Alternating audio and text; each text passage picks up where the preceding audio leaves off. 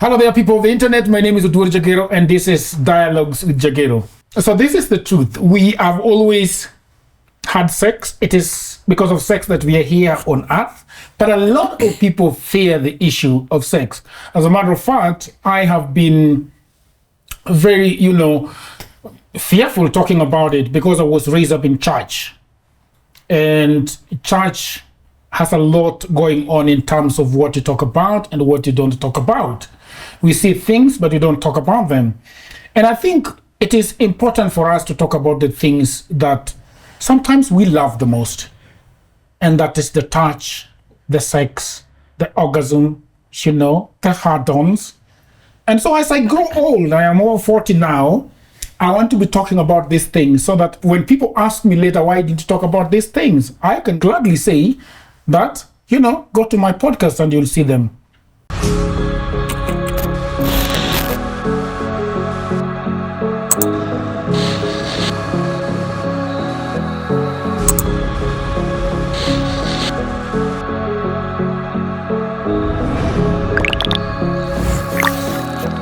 So we are doing a podcast, a series podcast today with a lady that I have come to love so much because of her knowledge, because of her depth. I had an interview with her and it broke the internet. And I've brought her again, not just to talk about one thing, but talk about a lot more. Her name is Doreen. How are you doing? I'm excited. I want to say thank you very much for coming for the first first episode with you. It was amazing. I liked it myself. What did you think about it? I loved it. I loved your interaction. I love interactive people. Then I loved the feedback. I loved the comments. I loved the love. I loved the receivership. I loved the the want. I loved that it was well received. That was quite amazing. It's not easy to be wanted, accepted, and received. When I first came to Kenya, I was very worried. I was like, would they love me? Would they want me? Would they let me stay with them? Would the ladies accept me? That was a fear as I came. And when I got here, it was hugely amazing how I was received, but mostly loved. I felt well received here, I felt loved here, and I've wanted to stay here for a very long time because of the way I have felt received. And so when we did that first podcast, that first episode, I saw the receivership as well, and I'm like, this is amazing. So I'm loved here and received here, and that goes deep for me. Yeah. It was a lot of back and forth, and I was introduced by a lady called Geraldine to you, and she said to me one day that you must have Doreen on your podcast. Last episode, you talked about people tending towards porn, which, as you said, and rightly so, that for ladies it appears like rape. It sounds like torture and subjugation and things like that. I think it could be worse with men because as a young man, I was never taught about sex. I was telling you the story of me having a very, a hard-on by looking at a lady's bums. I was telling you that it was in the village. I was brought up in the village. Yeah. Probably, children of today could watch it on TV and get a little bit of this and that. But for us that, were raised in the village, there was nowhere to learn from. My mother was a housewife. Yes, yeah. She was a housewife. Illiterate. My father was a drunk. Very addicted to alcohol. Outside. And so my mother was always racing. Racing towards the next meal. How do I get the next meal? And I think it was the last thing in her mind to talk with her son about what is going on in his body. My father, I imagine, was just like me. He was never taught by anybody anything, And so I am telling you this particular scene of me looking at a young lady, a teenage girl with very beautiful bums. Yeah. And I got, I lusted after her. Yeah. How old were you? I was in class 7. Yeah. That is 1996. Yeah. You know, Age? maybe 13, 12. Okay. You know, Yeah. is that a good time for somebody to have a good hard-on? It's a good time, and it's a very good time for confusion. It's the time we lose the boys. It's the stage, when we lose the boy child when it comes to sexual desire, pleasure, and gratification. Yeah. Yeah. So you see, I see these beautiful bums. Yeah. You know, I get this hard-on, and you know when you. If you're having an erection, there is the one that escapes, that is a bit clear, Yeah. and then they, Tell us more. And then there's the one that is thick and a lot, and so you got a bit of a secretion. yeah, and you know it was confusing what happening to my body, and I didn't know. Yeah. I was having an erection. I didn't know. All you've done is look at a beautiful girl, Yeah, and then her bums have done something to your body. yes, and her boobs. Yeah, and then you have an erection and you don't know what to do with it. I didn't know what to do with it. Yeah. You know, Then no one has told you what to do after that. no one. I Okay. didn't even know there was something called masturbation then. Yeah. So, But did you know about erections? Spontaneous erection? no, you know, you wake up in the morning and there is stiffness. Yeah. Gosh, why was I so much in the dark? You know, but then the reason why I'm telling you this story is because there are so many people who are in the dark as adults. Oh, that's so I bad. watched porn once and it was very bad. I don't want to remember that day Yeah. that I watched porn in a cyber cafe. Yeah. So the volume was on and everybody else is in the cafe. I could stand to go and pay the bill. How do you go? I It is know. the lady Yeah. at the And she knows what you've been up to. probably not. But it was, if I stood there at the time, it would be obvious what I was doing. You know. So anyway, I want to go back to you. Yeah. We are going to be in our this episode. This series is going to be called Pleasure Principle, Okay. and it's going to be about 8 episodes. Exciting. You know. Yeah. And the first question, I want people to know a little bit about you. You can suppress the information that you want to keep private, but talk to me about you growing up and then going to school. Not growing up. Why are you squinting when I talk about you growing up? Is it the ones that you don't want? No, it's too much information because by the time I tell you, from growing up until now, Okay. So now we are I going have a book. we are gonna jump it a little bit. Yeah. Just tell us a little bit. Give us a little bit social proof. Background. Okay. You know, where did you learn Sexuality. sensuality? Yeah. Where did you learn about Yeah. all What was this? the inspiration? Yes. Okay. Well, I went to Makerere University. I studied literature and film. So I went on to work on radio and briefly on TV in Uganda for 7 years. But away from that, socially, I'm a very curious person. I love reading. I love personal growth and personal awareness. I started doing that way earlier on. There's a story to that, but by the time I was about 23, I loved to just be aware about myself, mentally and all. So at 24, I got dumped. Yeah. Tell us about that. And who gets to dump me? I'm thinking, why has he left me?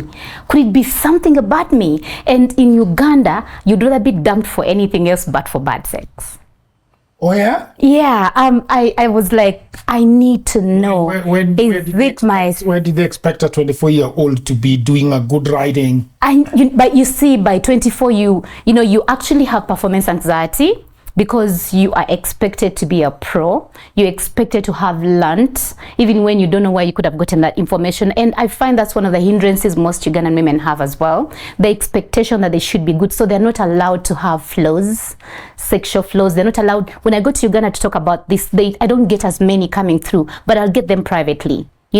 Because they can't come out publicly. I love working here. because Kenyan women have embraced the fact that if they didn't teach me, I can learn, right? And so when you have an event or when you put out something, they come, they're unashamed, they are yearning, they are thirsty for information, and I love them for that.